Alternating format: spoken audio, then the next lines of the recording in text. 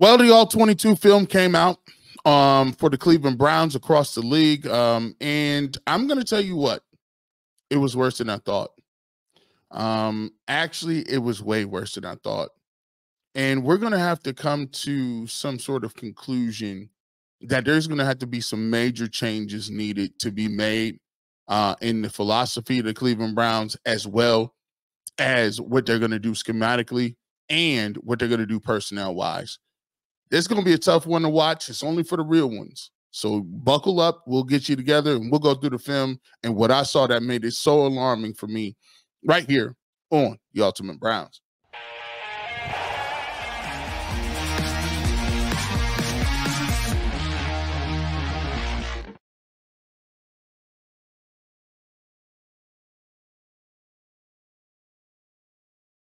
Welcome on in to the fastest 30 minutes in all sports. It's your boy G Bush with the Ultimate Browns. We bring you a episode today that is going to be a little more difficult than I once thought. Usually I come on here and I can be very optimistic with you guys and give you some sort of a shot in the arm. But I think what we need to do is break this down to the lowest common denominator, so that I can give you some points that the Cleveland Browns need to work on, that you guys can watch and follow along with, and make a decision on what are you seeing on the field come on Sundays, and how the Cleveland Browns need to operate going forward if they want to win some football games. And usually that's not my approach, but today we're going to have to do that because I watched the All-22 film and there were some very disturbing things on there. So much so that I think the Browns need to rethink the way they're going about a lot of different things. Let's talk about it. We'll start off with this later on in the show. We'll talk about the offense, this offense that we've been talking about for 3 or 4 years. People have been trying to say this is the new look offense. We're going to get it off the ground. Guys, we're gonna break it down to the lowest common denominator. This offense is not what it is. When you get an opportunity to see some of these route combinations and the lack of imagination, it's not going to be something that I'm real excited to talk about. But this Browns offense is not anything special. It's just not. We've been hearing all these superlatives about it. It's nothing special. It's still rudimentary. I still don't like the routes downfield. We'll talk about all of those that coming up. Browns coaches, they're being out-schemed. It's time for the Browns coaches to take some level of accountability. That goes for the offensive coaches as well as the defensive coaches. They've been out-schemed the last 3 games. I don't think they've had a great game plan.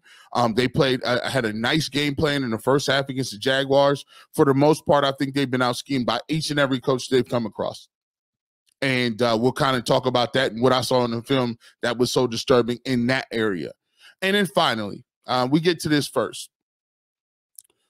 When I went into this film work and I was looking at the Browns, I wanted to pinpoint where the offense is being stagnated at. I came into it with an open mind. I came into it ready to say, okay, Deshaun Watson, maybe you're holding the football, maybe you're inaccurate, maybe you missed a bunch of receivers. And I'm telling you, by what I've seen and by me charting every single throw, that wasn't the case. Deshaun Watson, there were 3 or 4 throws that I talked about in the Ultimate Cleveland Sports Show. There was a crossing route to Amari Cooper in which he overthrew him. It was high. There was a play down. It was a deep comeback on the left-hand side of the field to Jerry Jeudy. It looked like he kind of skipped that ball to him. There was another play where Elijah Moore was open in the seam with cover 3. He kind of sailed that football. He thought it was a communication error, but I'm going to give that to Deshaun Watson. And then there was one play where the ball on the deep comeback on the strip sack, Deshaun Watson could have got that ball out a hair earlier to try to avoid that. But even with that being said, on the strip sack, DeJuan Jones got beat like a drum on that play. There wasn't very much that, he could have got back to the top of his drop, got back, planted his feet, and threw the ball with anticipation. However, he was under duress the whole entire game. And so I went in thinking that. I'm like, okay, well, let me see what's going on with Deshaun Watson. Because I don't have a problem saying if it's him. I thought he played terrible against the Cowboys. I thought he played better, way better against the Jaguars. This game, No matter what you want to say and how you want to cut it, how you want to come into it, this game was not on Deshaun Watson. And I'm willing to stake my football integrity on that, because at the end of the day, as I've always told you guys, I don't care about who's at quarterback. Baker Mayfield. I don't care if they're black, white, Asian, or Martians. I'm going to talk about what I see on the football field. I had no problem saying Deshaun Watson played terrible against the Cowboys. I have no problem saying if he played terrible in this game. But the facts of all facts is it wasn't that type of game. And I need people to stand on business. And I'm tired of people not standing on business. And I'm not coddling anybody. If you want a narrative to be out there, that the narrative, it was Deshaun Watson, well, you can run with that. But I'm watching the all 22 film, and I'm sitting there breaking it down. I had to run it back twice just to make sure. And I'm not going to play both sides-ism either. It's time to start calling out what it is. I'm not going to play the both sides games. I'm not going to say, well, there was some things here and everybody played bad. No, when Deshaun Watson plays bad and he throws interceptions and he looks like he's clueless, I'm going to say it was him. This game, it was your boys up front. It was your boys up front. I'm definitive on it. Listen, if you want to bring up and bring me some stuff, please be free. It was so bad that I watched this film. I almost wanted to put it on my YouTube page just so people can see it. I wanted to put the all 22 up there just so people can see how bad and lazy this performance was. This offensive line, as a guy who's dedicated most of his life to watching or going or assimilating or doing whatever it is between the offensive and defensive line, this is the worst all 22 I've ever seen in my life. Not only are our guys getting out physicaled, there's no push up front. Guys don't know their assignments. They're taking lazy steps. Guys' pad level is too high. Guys are getting pushed around. Guys can't pick up regular stunts. Guys are letting inside men, the closest thing to a quarterback, fly in the backfield. I saw Jed Wills on a run play, not block the guy that was in front of him, and then another guy came speeding on his right-hand side, and he let the outside guy go too. He stood there and turned around in 3 or 5 different ways, and I'm tired of it. Just because you don't know what you're talking about with the offensive line don't mean that they're good. I've been here. Jed Wills is serviceable. The hell he is. He is not good. I saw him not block people 4 or 5 times. And then he trots and pouts and trots and puts no effort in even trying to block people. Him and DeJuan Jones spent most of their day standing up, looking at the running back or the receiver or the quarterback getting picked off the ground. Joe Bitonio, he's seen his best days. Bless his soul, he tried to go out there left tackle. I actually thought he did a decent job. But in the middle, he was getting bull rushed. In the middle, he's lost 2 or 3 steps. Ethan Poaches looks like a one-hit wonder. He was on the ground 60% of the time, getting push-pulled, whiffing. And the reason he has so many holding penalties is because he doesn't run his feet. He's always grabbing and reaching. Every time you stop the tape, his hands are outside of his framework because he refuses to run his feet. I saw lazy step after lazy step after lazy step. Post steps, lazy. Guys taking false steps. You're trying to reach somebody. You're taking the same foot. You're putting it in the same spot while these defensive ends are getting upfield. It was disgusting work. The entire game. It was so bad. I had to call Mikey McNuggets and be like, bro, this is the worst I've ever seen in real time.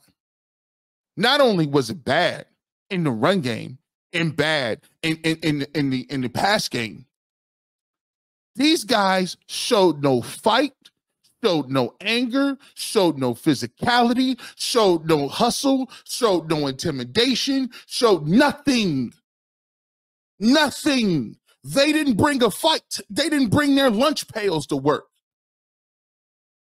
And if there's one thing I can say, Bill Callahan and certain coaches that you got is going to light a fire up under your butts and not going to let that go. Old school coaches is not letting that go.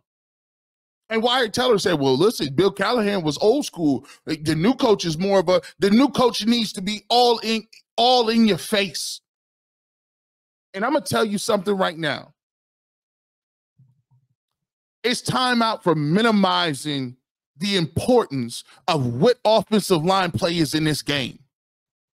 We've been doing this crap for way too long, and I get offended by it because if everybody wants to talk football, let's talk football with some intelligence attached to it. Last year, 2 years ago, it was, we don't need D tackles. You see how that worked out for you? We don't believe in D tackles or linebackers. Yeah. See how that worked out for you? Now people tell me you could get a running back anywhere. Really? Running backs ain't important? Now you're telling me Jedrick Wills is perfectly serviceable. The offensive line is okay, but they didn't play that bad. No, sir. No. And listen, I'm standing on it. If you would like to debate it, if you would like to, tell your favorite media member who says that the offensive line ain't that bad, show up on StreamYard, and we'll put the film on and we'll break it down together. It's an open invitation to whoever wants to do it. That's how sincere I am about this situation. Put the tape on, and me and you will go play for play, and I will show you lack of effort, lack of intensity, lack of steps, playing too high, don't got your hands in the right place, don't know who you're blocking, turning your shoulders to the line of scrimmage, letting the inside man run. Come on, man. Come on. Come on. And we're sitting here, and I got to sit here on Twitter and deal with Twitter guys talking about, oh, well, the quarterback would do this, if the receivers would do this. Listen, bro. How many times you picked up a double team? What line calls do you know? None. Zero. The reality of the situation is this. The Cleveland Browns offensive line has gotten old right in front of your face. Some of the guys up front are not even starting caliber players. Some of the guys up front are not NFL caliber players. Just to be truthful with you. And if they want to get mad about that, that's fine. I can show them the film. We could go, once again, the film don't lie. If you want to have your opinion, that's cool. The film is available. We can get on StreamYard. We can go over it. I'll show you. We can have that conversation. But you see, I wasn't that definitive. I wasn't this definitive before I seen the film. After the film, it was worse than I thought. Because it don't look like guys up front give a crap. It looked like guys up front don't even care. Not even bothering. Whole body language is bad. And listen, I'm tired of having a conversation about Jedrick Wills. Listen, that is a miss. A complete smooth miss. We want to talk about the quarterback. We want to talk about these things. Let's continue to talk about these smooth misses. You traded draft picks for Elijah Moore. He's a guy. You talk about drafting Cedric Tillman and how great he is. Ball hits him between the 1 and the 9. Why do you leave in your feet? Catch the freaking ball. Just a guy. Jedrick Wills, you take over Tristan Wirfs. We're not even going to talk about. We're not going to even get to the Schwartzes of the world. Where's Jamari Thrash at? Listen, let's talk about the misses. Because we're going to have to, we got to break this down all the way to the lowest common denominator so that we can build this back up. And the first thing that we got to understand is this offensive line is not conducive to throwing any balls down the field. You don't have the time.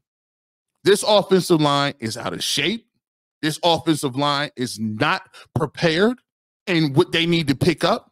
This offensive line has no clue when it comes to picking up blitzes. They're confused. They block a guy for a second, then let him go and they go chase another guy all the way outside. Regular high school stuff. And they don't have the fire. They're a bunch of nice cupcakes up front. Just nice cupcakes. No, don't run around. I don't want to see you help your guy up when you're the one that got him blasted in the face. Don't help the quarterback up if you're the one who didn't touch somebody and got him blasted in the face. Don't deal with the running back. Don't run over. I seen Nick Harris. Let me tell you this. I seen Nick Harris on a play, not block nobody. He ran outside. The defense, the linebacker knifed inside. Jerome Ford had to make a miss. He cuts back outside, and then Nick Harris is just following the play, looking at these guys' jersey don't even be dirty. You can't win no football games doing that up front, and it ain't gonna get no better. Wyatt Teller gonna be out for about 4 or 5 weeks, but guess what? Wyatt Teller wasn't really doing nothing when he was in there. Let's just keep it a buck. He just wasn't. He was getting bull rushed. He was getting guys were running past him. Penalties. He wasn't doing nothing. Ethan Pochich wasn't doing nothing.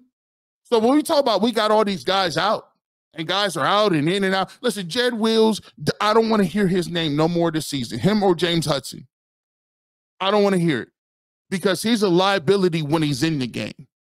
He wasn't better. Give me the Christensen dude that we had off the street. They better have 4 or 5 guys in here ready to go. Because the alarming part about it is they think everything is okay. No sense of urgency, no fight, no want to, no none of that. And that goes to coaches and accountability. When we get back, we'll talk about that because it goes hand in hand. It goes hand in hand. Coaches and accountability. Some of y'all might not like the way the spiciness in which way we talking, but this is the way they should be talking to these guys in the film room because this is the only way they're going to have any opportunity to go out here to Vegas and get a win. We'll come back and talk about it. Everybody is accountable, including the coaches. We're going to get to them right here after we get to this break right here on the Ultimate Browns. All right, let's talk about the people at Game Time, man. I loved attending the Cavs playoffs games in 2016, and now the Guardians are looking to have a playoff run on Progressive Field this fall during a pennant race. Hey, you want to be part of that? Well, the best place to go get that done is Game Time. You can get your seat views and get a panoramic view from your seat in the app before you buy. They also guarantee the lowest guarantee on Game Time will credit you 110% of the difference of the tickets. And they also have Game Time Picks, which filters out the fluff to show you the only incredible deals on great seats, so you don't have to waste time searching through thousands of tickets. So what are you guys waiting for? Take advantage and take the guesswork out of buying tickets with Game Time. Download the Game Time app, create an account, and use the code word LOCKED ON, LOCKEDON NFL, for $20 off of your first purchase. Terms apply. Again, create an account, use the redeem code LOCKED ON NFL, LOCKEDON NFL, for $20 off. Download the Game Time app today. What time is it? Game time. We got to go over the film work, and we went over the film work yesterday. I had an opportunity to take it and look at what's going on with the Cleveland Browns. And this is a report card I came back with.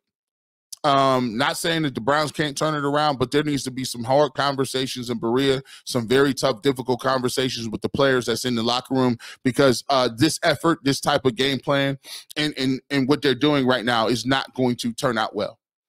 This season, if they don't get it turned around, is headed to a place where you're going to be talking about some major changes.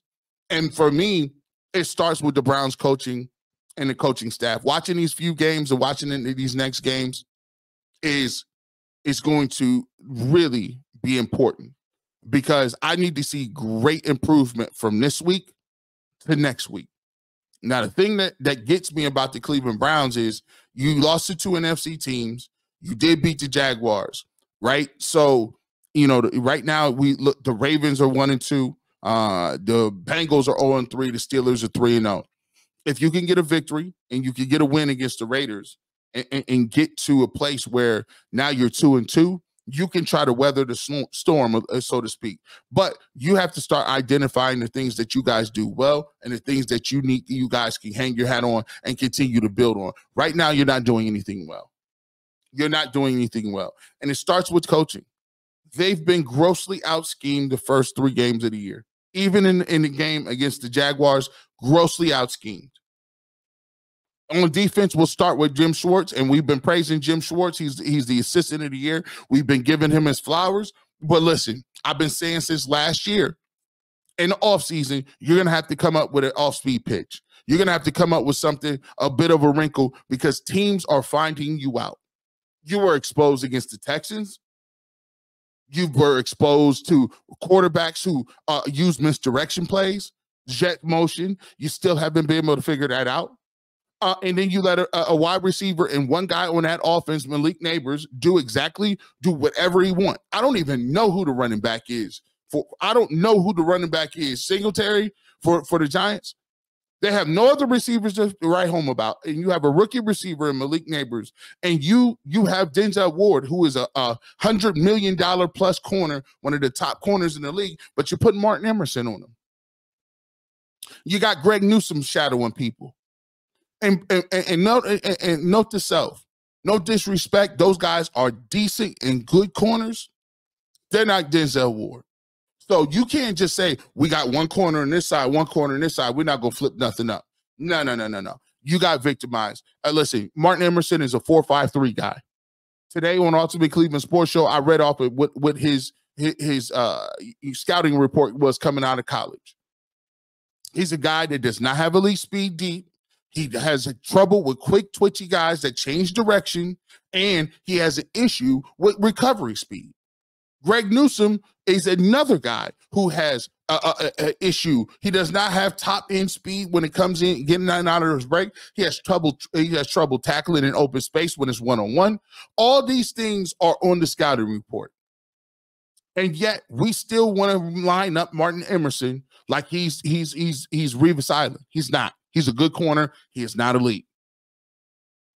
So when we watching this stuff, we've seen teams methodically work the ball down the field on the Cleveland Browns defense, and what happened to all that moving Myles Garrett around? What happened to all them basketball moves at the 3 technique? What happened to all them twists and stunts and all the stuff y'all was doing on third downs? I ain't seen this twister or stunt in years now.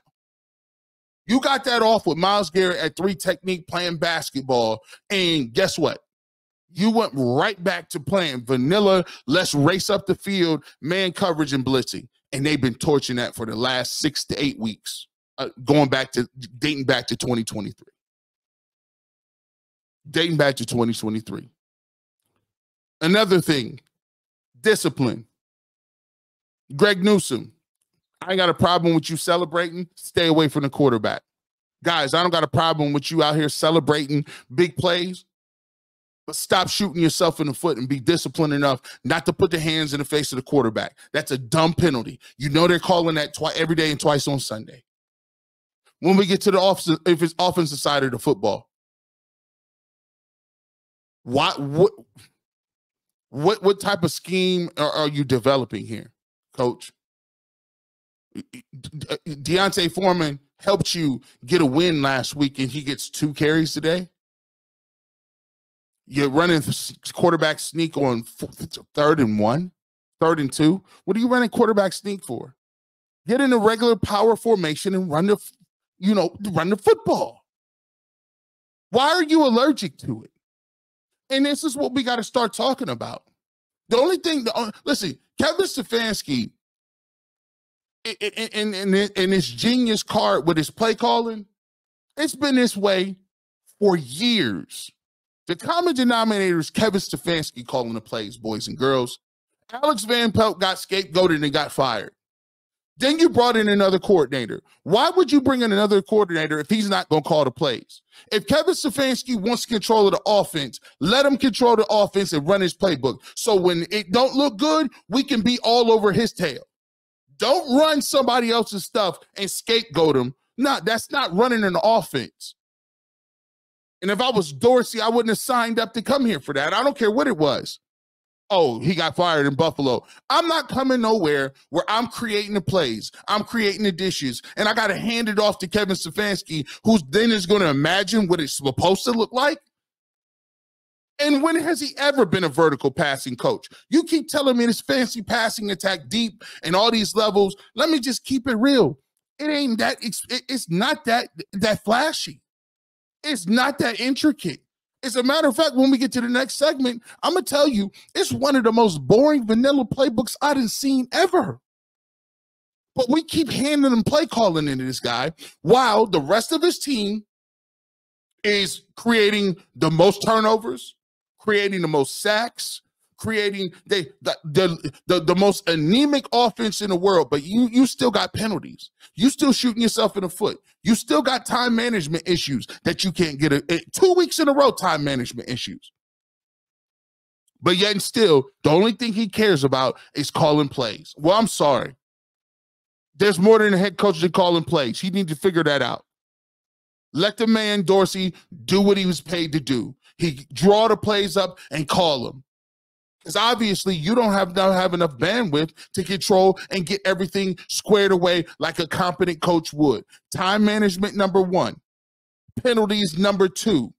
Discipline, number 3.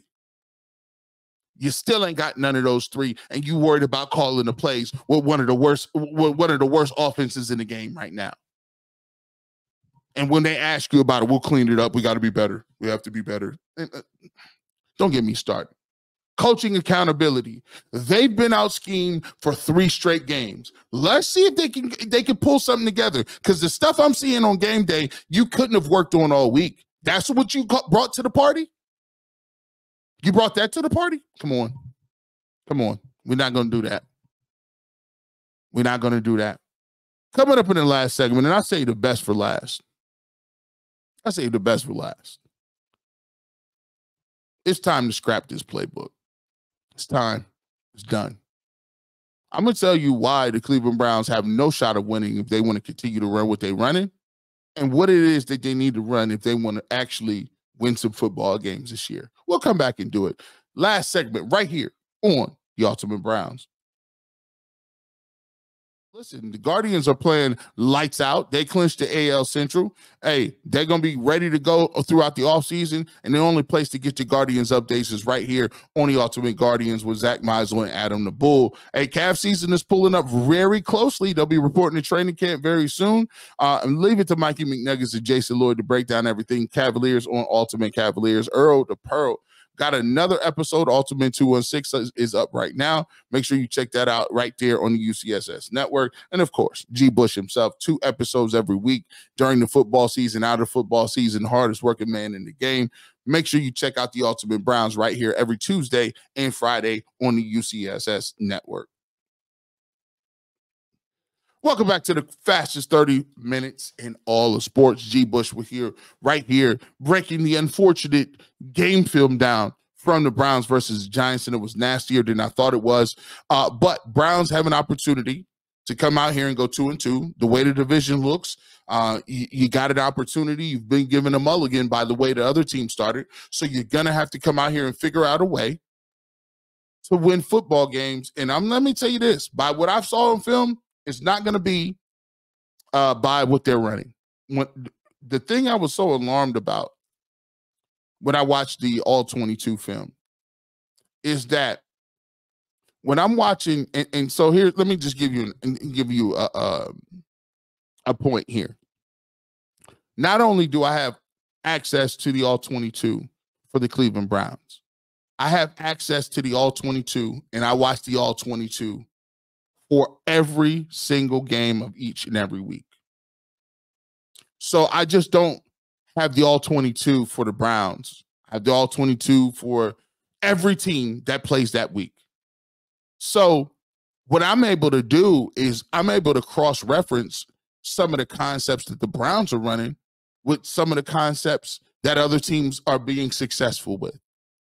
So when I say this, I'm not saying this out of ignorance and just giving my opinion. I'm actually going and watching and saying, wow, look how they were creative in getting that person to football. Wow, I love the route combination on this way, right? It put the defense in conflict. Like, wow, look at the way they schemed that open.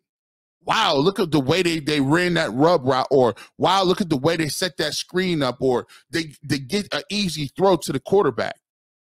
And when I watch the Cleveland Browns, and I watch it, and I'm sitting here pausing and looking, and I think Jonathan Vilma talked about it on the telecast.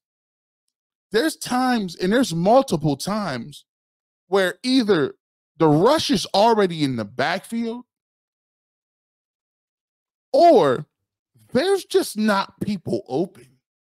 And that could be because the receivers that we have, again, we talk about this thing with marrying the two. You have to marry what your head coach wants to run with the personnel that you currently have. And Andrew Berry is not going to get a pass on this one either, because if you've been talking all off season about all of these deep receivers and all this deep passing game and all this up tempo and deep throws downfield, to do that, wouldn't you need a big receiver, a big guy that's 6'4", 6? Where's our big 6'4", 6'5" guy that can move and be fast? Where's our Drake London? Where's our DK Metcalf? Huh? Where we got Elijah Moore. That's your deep threat. Hey, listen. Amari Cooper is great, but let me be clear. Amari Cooper is blanketed on everything because he's not a burner. He got to make spectacular catches just to catch the rock. Jerry Jeudy's not a burner. So my thing is, for Andrew Berry, why would you think that Kevin Stefanski comes to you and say, we're going to be a vertical passing team, and you thought this receiver core was going to get it done? You said you want to be a vertical passing team, but your team is a revamped run team. The Cleveland Browns are a run block style team with two big guards in the middle that run the ball with Nick Chubb and Kareem Hunt. You don't have Kareem Hunt anymore, and Nick Chubb has been out for almost 2 years. Why did you think that you have tackles that are gonna that are Trent Williams that can get back and pass protect 40 times a game? You don't. You never had that. So there is a disconnect between what you say you want to do and what you're equipped to do it. You don't have the line to pass protect. You don't have the receiving crew to be able to run vertical attacking style plays. And you don't have the imagination of the coordinator in order to scheme open easy touches and easy pitches and catches. They're still running random stick routes. Every route I'm watching, I'm like, why is this route under 5 yards? Why is this a 7-yard route? It's 3rd and 15. Why is there a 6-yard route? That's not innovation. That's not anything the defense is going to be scared of. And why would they? If we're playing defense and I'm a cornerback, I'm sitting on everything under the sticks. I'm looking to jump slants. I'm looking to jump these outs. I'm looking to jump any sort of shallow crossers. You know why? Because you don't have anybody that threatens me deep. And instead of even, you may have a shot play, run and play action, you don't even have that anymore because you can't get under the center and run the football. So they're not even caring. The linebackers are not biting on anything that you're doing because they're not scared of your run game either. So if you can't do any of this, and your quarterback's not equipped to drop back 50 times and just make spectacular throw after spectacular throw in tight coverage, then you should be running the football, kind of like you did against the Jaguars. But you refuse to. But I'm not going to make any excuses like everybody else. Maybe they're making Kevin run it. Maybe Kevin doesn't have the autonomy. Maybe Kevin doesn't have this. Maybe Kevin's seen this. Kevin's trying to adapt to this. Maybe Kevin should get some blame. Maybe the accountability should be on Kevin. Maybe we start questioning, what are your route combinations? And maybe we should say, is Kevin equipped to run the plays? Because you just fired an offensive coordinator and scapegoated him, and he didn't even call his plays. Now you're doing the same thing again. So now I'm supposed to say, hey, I don't know what Ken Dorsey does in the building. I don't know if he draws up the plays, what he does, but we're going to fire him because it was a bad hire. When Kevin is running the plays, we're not playing these reindeer games no more. It's the level of accountability they got to get to. And by the way, Andrew Berry, the next time we get to another offseason and you act like you don't want to prioritize speed down the field at receiver, we're going to have an issue It's the same way you didn't prioritize defensive tackles and linebackers and got gashed for a whole season and you punted on the season. There's a lot of problems with the Cleveland Browns. And what we had to do in this session, and this is what they do a lot in film sessions. When you watch it, they make you sit there in these film sessions and they look at you and say, oh, no, you're going to take accountability for what you just ran. You're going to take accountability for what you did on that film work. And when I saw what they did on that film work, I said, no, we're not going to come in here and get no glass half full speeches. We're not going to put the cape on for nobody. And we're going to tell the people what you really saw. And for everybody that's not watching this stuff, what I saw was disgusting and it's not going to get you any wins. It's just not. Unless the Cleveland Browns figure out that they want to have some heart, some sort of fight, some sort of go out there. I'm seeing teams like Washington rally around Jaden Daniels. I'm seeing Sam Darnold throw the ball all over the park. I'm seeing Andy Dalton come back in and get these wins. I don't know if they think that this is, it's easy in this league, but I don't see no fire. I see a bunch of people playing around, dancing, thinking everything is all good, and you wanted to, and you got all kind of time. You ain't got no time. You notice Joe Bitonio got old over Denzel Ward got a lot of concussions. Myles Garrett is over here talking about, man, my whole body hurt. While we wasting time trying to figure this thing out, people's careers is ticking. We don't have time for Kevin to figure it out. You've had 4 or 5 years. Either you can call the plays or you can't. And then they ain't got no time to be cute. Well, we trying to run with Deshaun Watson. No. We're going to run what's best for the squad. If we can't run what we got because we don't got receivers or Deshaun can't be accurate or the offensive line can't block nobody, we're going to get up here and we're going to run what we can run. All this other stuff need to be out of the window and all of this nice guy ball, because right now I see a lot of pushovers. A lot of them. A lot of excuse-making pushover type mentality, especially up front.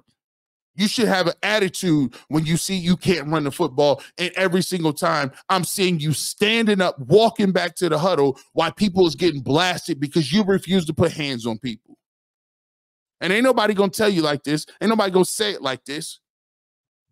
Because I don't know. I don't know what people, listen, but what I saw, that's the level of energy that it deserves. Can the Browns get better? Sure they can. They almost won the game last week when the Giants gave it back to them.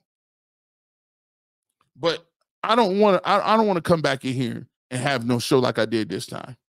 I don't want to do that. I would rather talk about Kool-Aid Mafia. But people needed to hear this, because there's a bunch of people doing this both sides. It was everybody's fault. It was no. We're not going to do that.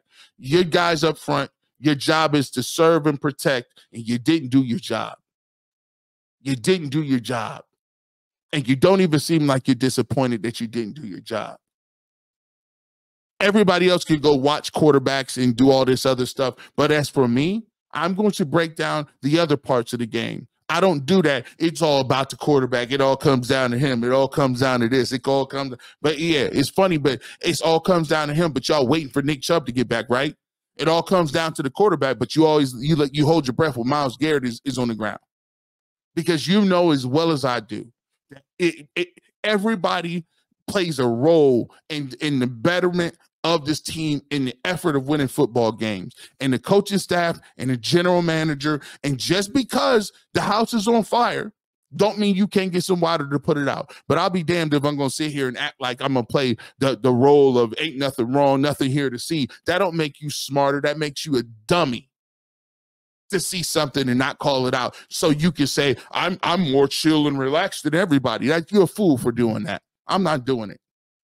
With that being said, the Browns need to go out here and get a game against the Vegas Raiders, and they're going to be ready to play. Trust me, they're going to be ready to play, because they just got embarrassed by the Panthers. So we're going to see which team won it the most.